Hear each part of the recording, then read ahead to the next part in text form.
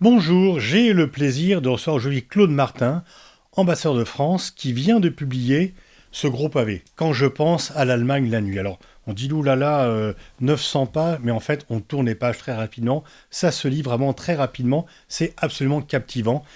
Bonjour Claude Martin. Bonjour. C'est vraiment l'histoire des relations entre la France et l'Allemagne, des relations entre la France et l'Europe. Et déjà, vous dites que dès le départ, Adenauer a été trahi par son propre parti, parce qu'il y avait un traité de l'Élysée signé avec De Gaulle et que le Bundestag, en le ratifiant, a mis une clause qui faisait de l'OTAN l'élément incontournable de la sécurité européenne et que même le chancelier Adenauer a finalement n'a pas été suivi par ses propres troupes. Oui, Adenauer était en fait en fin de parcours. Il a pris sa retraite très peu de temps après. C'était une phase dans laquelle ce vieux chancelier, qui est très respectable, qui est un des grands hommes de l'Allemagne moderne, avait compris que l'allégeance à l'Alliance Atlantique était une chose, mais qu'en Europe, il fallait faire quelque chose avec la France. Et donc le général de Gaulle avait proposé ce traité, qui était signé à l'Élysée le 22 janvier 1963. Et en fait, toute la classe politique allemande voulait rester sur la vieille ligne, la ligne atlantiste qui avait été depuis 1949 celle de l'Allemagne. Et au Bundestag, le propre ministre des Affaires de la Défense d'Adenauer a voulu, lors de la ratification, qu'on ajoute un petit préambule, mais un petit préambule qui dégâchait tout, et j'ose dire. C'est-à-dire qu'il disait, c'est très bien, on va développer avec la France des relations tout à fait particulières, mais dans le respect prioritaire de nos relations avec l'Amérique et avec l'Alliance Atlantique. Alors, épisode 2, Willy Brandt, le grand homme de l'Ost politique, mais néanmoins, même s'il veut se rapprocher de l'Union soviétique pour se rapprocher de l'Allemagne de l'Est, il fait quand même de l'OTAN un élément incontournable de la politique allemande.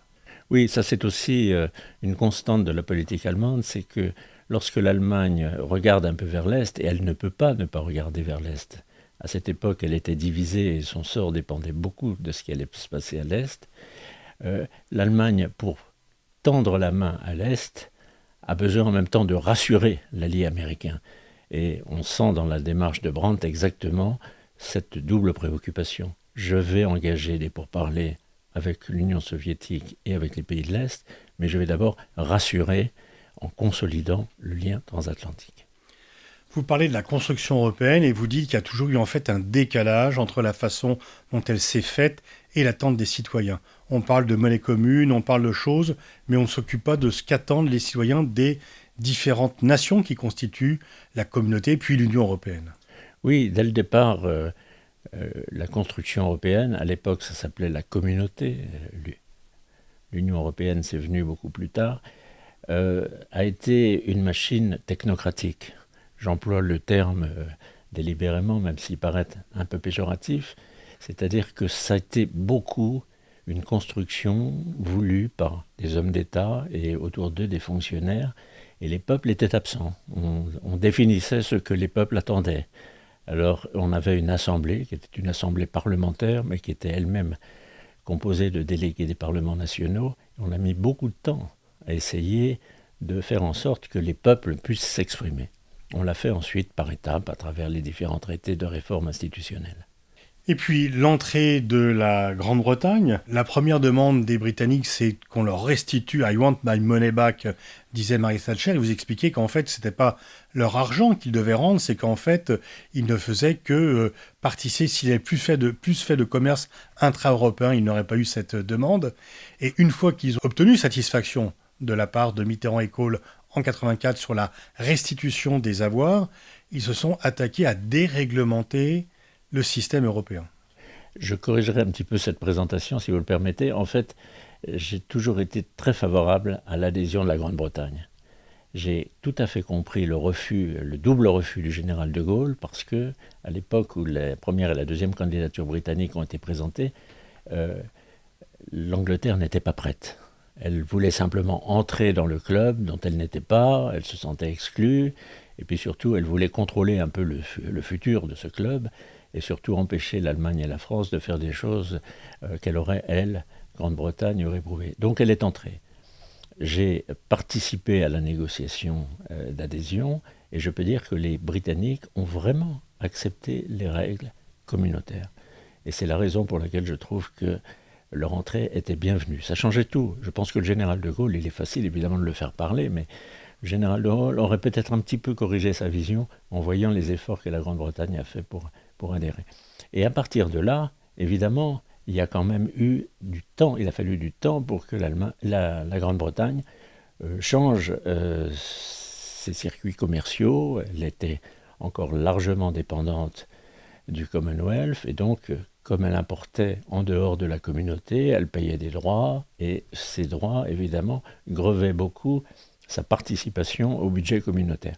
Bon, on a corrigé ça à 2 reprises, il y a eu des négociations et des renégociations, c'était difficile, c'était même désagréable, parce qu'on avait l'impression que les Britanniques ne jouaient pas le jeu, mais finalement, ils ont joué le jeu, et je pense, je le dis dans le livre, qu'il y a eu un moment, une sorte d'âge d'or, qui a correspondu à la période où, en France, Valéry Giscard d'Estaing était président, Helmut Schmidt en Allemagne et James Callaghan en Angleterre, où il y a eu un triangle européen qui s'est constitué au sein de l'Europe.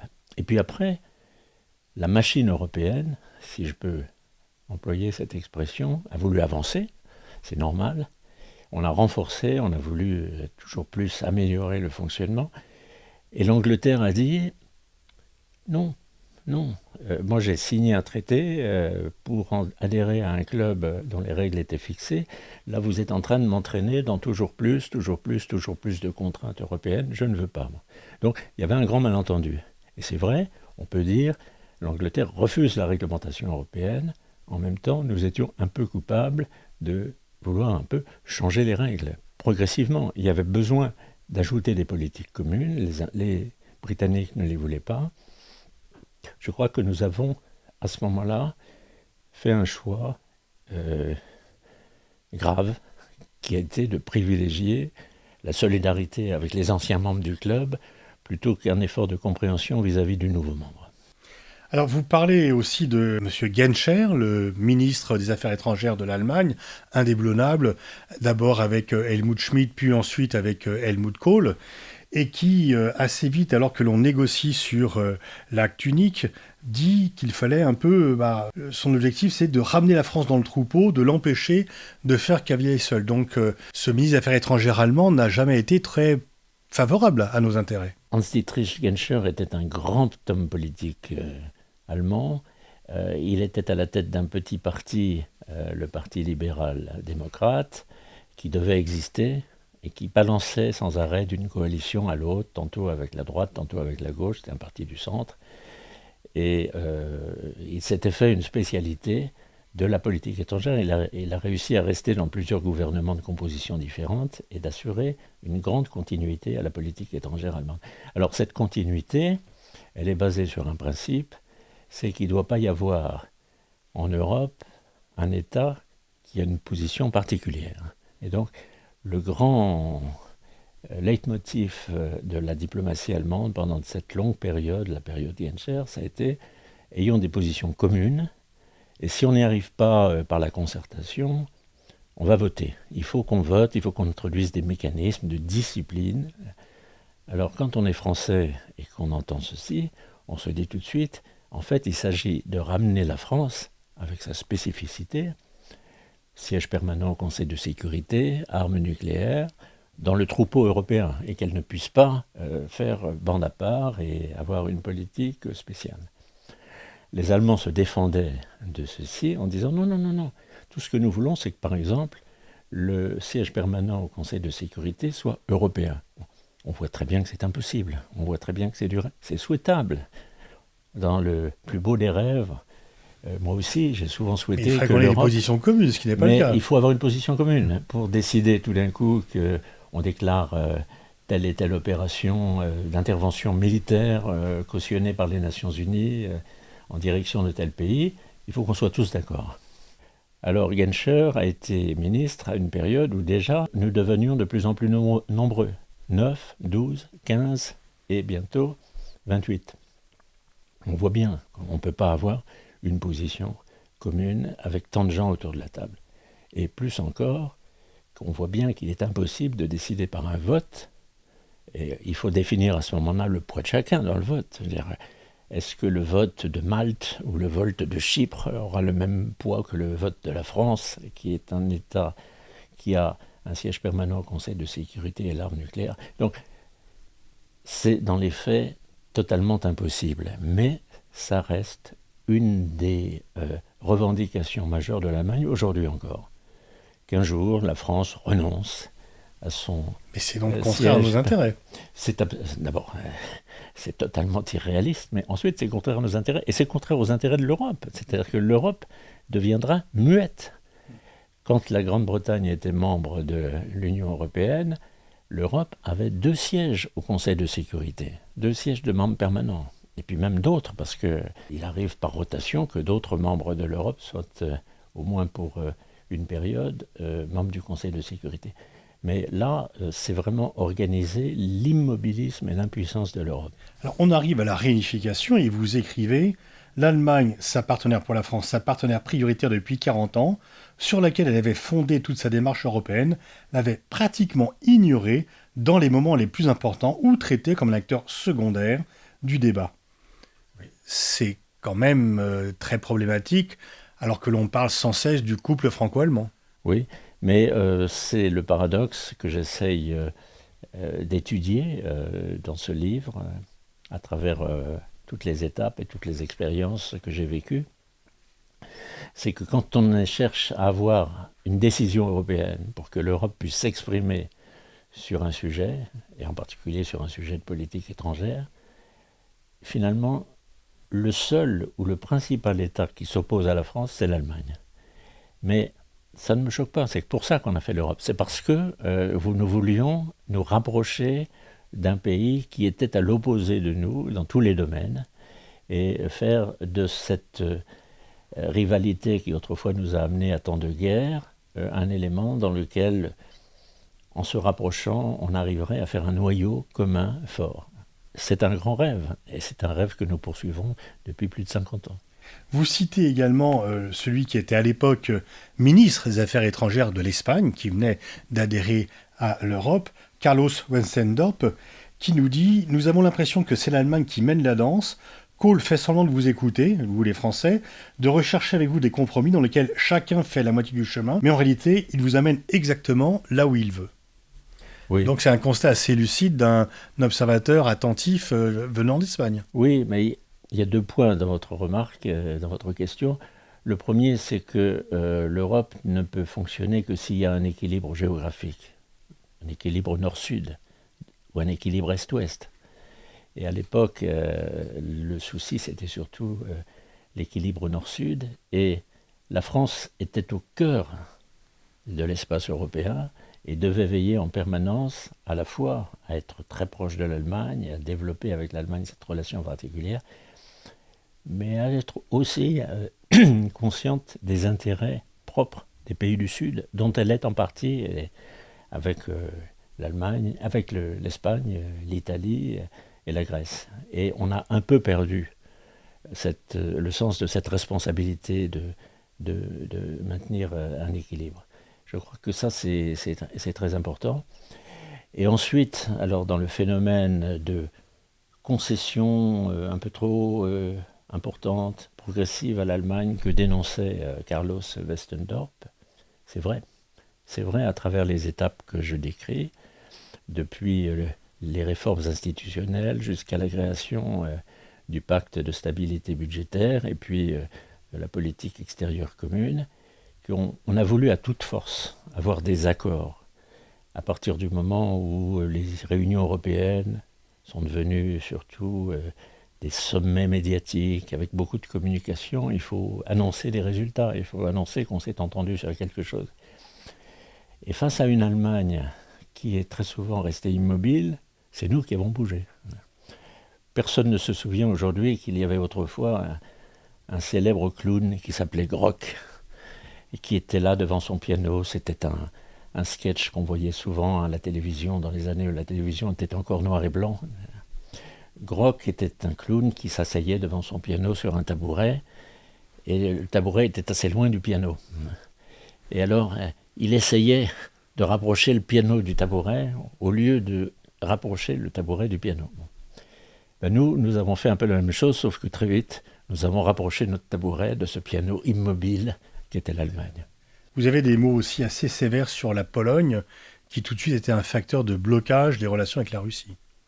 Oui, parce que nous avons bien fait et nous devions accueillir à bras ouverts et le plus vite possible la Pologne en Europe. C'était évident qu'à partir du moment où le mur et le rideau de fer étaient tombés, l'un des enjeux de la nouvelle géographie européenne, c'était de bien réussir l'adhésion de la Pologne et des autres pays de l'Est, mais la Pologne étant le plus important, le plus gros, et je veux dire tellement cher à notre cœur historiquement qu'il fallait faire quelque chose. Mais en même temps, il était clair qu'avec ce que la Pologne a subi à l'époque soviétique et ce qu'elle a subi depuis très très très longtemps avant, depuis plus de 1000 ans, la relation de la Pologne avec cette partie de l'Europe que nous laissions dehors, c'est-à-dire la Russie, était problématique. Alors, à l'époque, deux ministres, Roland Dumas en France et Hans-Dietrich Genscher en Allemagne, ont inventé une mécanique qui s'appelle le triangle de Weimar. Ils ont décidé que la France et l'Allemagne allaient tendre la main à la Pologne et ensemble se concerter sur l'avenir de l'Europe. Ce triangle a très mal fonctionné. Nous l'avons utilisé pour expliquer à la Pologne ce qu'était l'Europe, mais aussi pour la raisonner un peu, pour l'habituer au sens de la négociation et de la modération européenne. Et la Pologne a très vite pris ceci comme une sorte de tutelle franco-allemande qu'elle déteste. J'ai assisté en tant qu'ambassadeur en Allemagne à 2 reprises à des crises violentes. Une fois, une annulation d'un sommet à 3, triangle de Weimar, le Premier ministre polonais ou le président polonais refusant de venir en disant « je ne viens pas devant un tribunal franco-allemand ». Donc on a manqué cette partie de l'explication qui aurait consisté à faire comprendre aux Polonais qu'il s'agissait simplement de bien comprendre comment nous étions maintenant devenus partenaires en Europe. Mais surtout ce qu'on a manqué, je crois, c'est d'expliquer aux Polonais que la réconciliation franco-allemande dont nous étions les acteurs pouvait servir d'exemple pour se réconcilier, elle, la Pologne, avec son voisin de l'Est, la Russie. Ça aurait été l'une des dimensions du triangle de Weimar qu'on aurait pu développer et on ne l'a pas fait. Vous parlez de Jacques Chirac au moment de l'élargissement, Jacques Chirac très fâché, qui dit « L'Allemagne nous fixe ses critères pour la monnaie unique, elle nous fixe ses critères pour le choix des candidats aptes à l'adhésion, et elle veut encore nous imposer des critères pour la gouvernance de l'Union, ce n'est plus possible. » Oui, eh bien, il peut arriver que dans les négociations européennes, et Jacques Chirac en a fait beaucoup, comme ministre de l'Agriculture au début de sa carrière, puis ensuite comme Premier ministre et comme président, il en avait l'expérience. Il savait combien la négociation avec l'Allemagne était difficile. Et pourtant, Jacques Chirac, pendant toute sa carrière d'homme politique et de président, a en tout cas voulu régler les différends franco-allemands de manière amicale. Et même si quelquefois il y avait beaucoup d'exaspération dans les conversations, considérant que la priorité de la France en Europe, c'était de maintenir un lien franco-allemand fort vis-à-vis de nos autres partenaires européens, qu'on ne sépare pas la France de l'Allemagne, on essaye de les rapprocher, vis-à-vis de l'extérieur, si l'Europe n'arrivait pas à avoir une position commune, que la France et l'Allemagne essayent en tout cas, ensemble, de faire jouer à l'Europe un rôle particulier sur la scène mondiale, ce qu'ils ont réussi à faire pendant la guerre de l'Irak. Vous citez un épisode où François Cher, qui était avant vous ambassadeur de France en Allemagne, dans un séminaire franco-allemand un peu fermé, où les gens sont censés parler franchement, dit l'Allemagne reproche à la France d'être du côté des vainqueurs, elle s'est vue attribuer et conserve jusqu'à nouvel ordre un siège de membre permanent au Conseil de sécurité, elle est membre du club des puissances nucléaires, et on nous demande au nom de la solidarité européenne de renoncer à tout cela. Donc un vif incident et en fait on a préféré ne pas construire le débat. Donc il y avait des vraies explications entre ce que reprochent les Allemands aux Français, ce que les Français peuvent répondre, mais on a préféré ne pas aborder ce type de problème. Il y a une sorte de rancœur allemande à l'égard de la France. Je crois qu'il ne faut pas être naïf. Chacun peut avoir au profond de lui-même, de temps en temps, envie de dire ce qu'il ressent de façon viscérale. Et du côté allemand, c'est clair, moi je l'ai vécu aussi, à certains moments, quand on est dans des conversations avec un grand souci de vérité, les Allemands nous disent, mais après tout, vous êtes membre permanent du Conseil de sécurité, mais vous n'êtes pas une grande puissance, c'est les grandes puissances. Et nous sommes, à certains égards, une puissance plus importante que vous. Mais vous avez bien lu mon livre, vous voyez que j'ai été conscient de cet état d'esprit des Allemands très tôt, puisque à 14 ans, je suis parti faire du vélo en Allemagne avec un ami allemand, et qu'à toutes les étapes, tout en... Déjà à l'époque, il y avait les mêmes types de reproches. Mon ami allemand, qui est un ami très cher, qui est resté mon ami pendant les 50 années qui ont suivi, 55 années qui ont suivi, à toutes les étapes, alors que nous pédalions pour franchir et ça dans les années 50. Les ballons des Vosges, dans les années 50, me disait, mais vous n'êtes pas une grande puissance, arrêtez de vous pousser du col et de considérer que vous êtes plus important que les Allemands, nous gérons mieux nos affaires, nous sommes plus solides, nous avons une population plus nombreuse. C'est un mélange de rancœur et de jalousie aussi, parce qu'au fond, nous avons répondu à cela. Nous avons dit, mais ce qui est scandaleux, c'est que l'Allemagne ne soit pas au Conseil de sécurité. Et nous faisons tout depuis pour que l'Allemagne entre au Conseil de sécurité. Alors vous savez, vous connaissez très bien les questions internationales, combien c'est difficile, parce qu'il y a un certain nombre d'autres pays qui veulent aussi entrer au Conseil de sécurité, à commencer par le Japon, le Brésil, etc. Donc l'Inde. Donc on nous accuse d'hypocrisie en disant vous voulez faire entrer l'Allemagne, mais en fait vous savez que c'est impossible. Non. La bonne position, ça consiste à dire nous sommes au Conseil de sécurité, nous le sommes aussi beaucoup parce que nous avons une arme nucléaire, ce que l'Allemagne n'a pas et ne peut pas avoir, mais nous faisons tout pour que l'Allemagne y soit. Vous dites l'Europe, je l'ai dit, j'y croyais de moins en moins, elle brise l'ossature de nos pays sans la remplacer par une solide carcasse européenne. Et vous racontez aussi un moment raté pour le traité de Nice, où normalement on aurait dû négocier la diminution du nombre de commissaires européens, et on s'est retrouvé avec un commissaire par État. Donc vous commencez à penser que la France perd un peu dans l'aventure européenne. C'est-à-dire que le pari européen ou le contrat européen repose sur l'idée qu'on va avoir plus de puissance, plus d'efficacité, plus de résultats, plus d'aptitude à résoudre les problèmes du monde contemporain ensemble que chacun pour soi.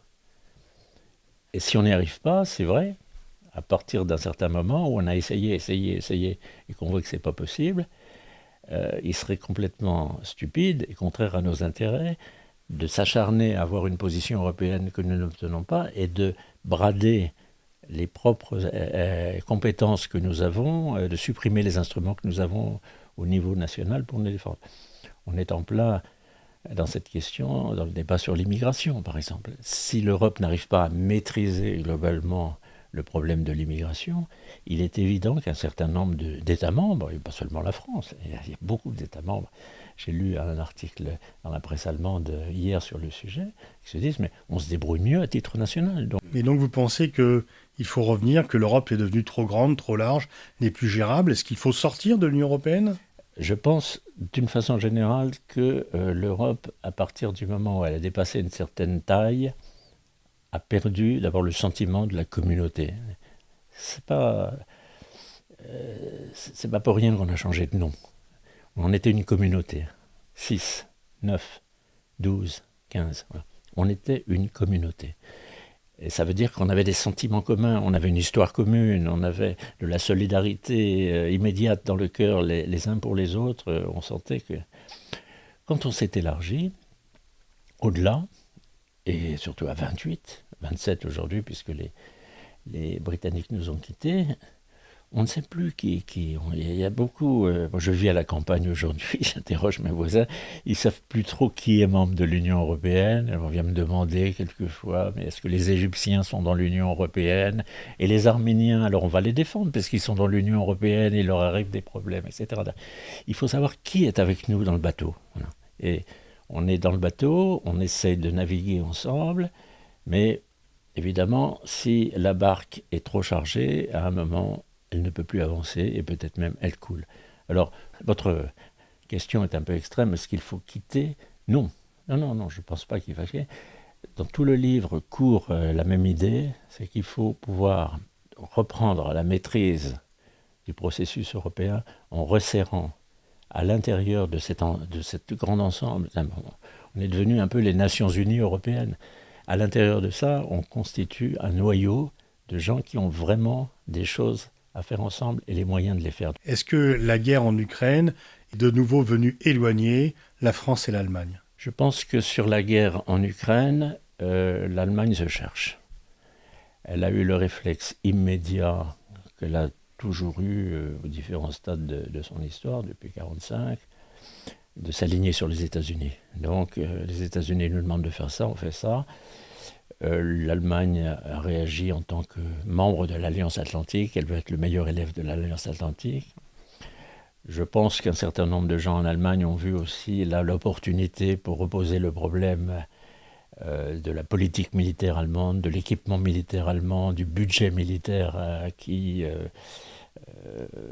pour beaucoup en Allemagne, semble trop faible par rapport aux risques du monde contemporain. Mais ça, c'est une question qui était débattue depuis longtemps. Donc il y a une opportunité. Et il y a largement des réflexes opportunistes en Allemagne, avec en même temps un grand embarras, parce que je crois que les Allemands sont conscients qu'à long terme, la Russie est un partenaire très très important pour eux. Donc ils sont aujourd'hui alignés sur la position atlantique. Les grandes réunions ont même lieu en Allemagne, sur une base de l'OTAN, à Ramstein. Mais il y a chez les Allemands un souci de ne pas quand même compromettre l'avenir. Le débat qui a lieu en Allemagne sur le missile Taurus, par exemple, reflète bien.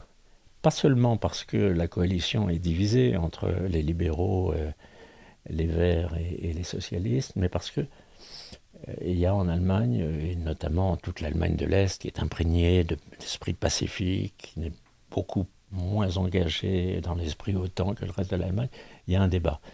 Et je crois que l'Allemagne tergiverse et cherche à gagner du temps, réaffirme simplement sa fidélité à l'atlantisme. Quant à savoir si ça rompt le lien franco-allemand, je dirais qu'on ne se parle pas beaucoup entre Français et Allemands sur le sujet. C'est quelque chose qui personnellement m'étonne. C'est la première chose qui devrait exister. C'est immédiatement un effort de la France et de l'Allemagne pour être au cœur de la réflexion européenne. C'est-à-dire que l'Europe s'est largement noyée dans l'OTAN, dans cette affaire, pour être tout à fait clair. Il y a des réunions européennes, il y a des décisions européennes, mais en fait, elles ne se distinguent pas en quoi que ce soit de ce qui est prescrit dans le cadre de l'OTAN. Simplement, l'Europe met des moyens, notamment des moyens financiers, à la disposition de cette politique. Donc, l'Europe s'est quand même largement noyée dans l'OTAN. Et nous, Français et Allemands, nous nous sommes noyés à l'intérieur de cette vague d'otanisme, j'allais dire. Merci Claude Martin. J'aurais encore beaucoup de questions à vous poser parce que ce livre est vraiment très très riche, plus des portraits d'une très grande précision, voire parfois d'une très grande cruauté. Et vraiment, je ne peux que recommander la lecture de ce livre quand je pense à l'Allemagne la nuit aux éditions de l'Aube. Merci beaucoup.